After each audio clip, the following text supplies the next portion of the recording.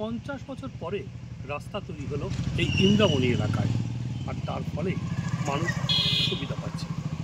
তার কারণ এই রাস্তাটি মানিকপাড়া থেকে যে ঝাড়গ্রাম যাওয়ার যে রাস্তা, সেটা শর্ট রুট বলা চলে, উল্টো ঘুরপথে যেতে হতো বহু মানুষজনকে ঝাড়গ্রাম জেলা হাসপাতালে থেকে আরম্ভ করে ঝাড়গ্রামের যে কোনো কাজে।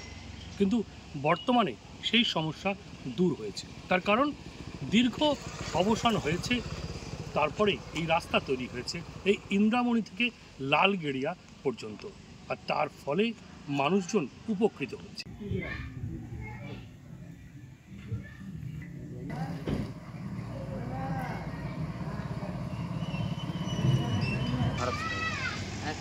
কবে শেষ হলো, মানে শুরু হলো কবে শেষ হলো?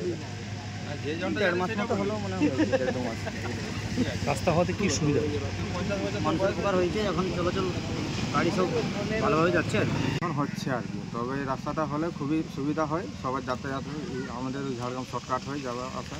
তাহলে আগে তোমার গাড্ডা ছিল, অটো ছিল, যাতে অসুবিধা হয়ে যায়। হ্যাঁ, আর এই গেট ফেটগুলো পড়ে থাকে, একটু অ্যাম্বুলেন্স দাঁড়িয়ে থাকে, এগুলো খুব অসুবিধা হয় আর কি।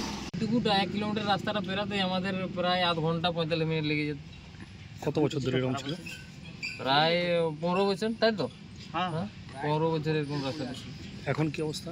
50 বছর পরে এই রাস্তা হওয়াতে অবসান হয়েছে এই এলাকার মানুষজনের অসুবিধা, আর তার ফলে মানুষজনের মুখে হাসি ফুটছে। তার কারণ অতি তাড়াতাড়ি তারা ঝাড়গ্রাম জেলা শহরে যেতে পারছে।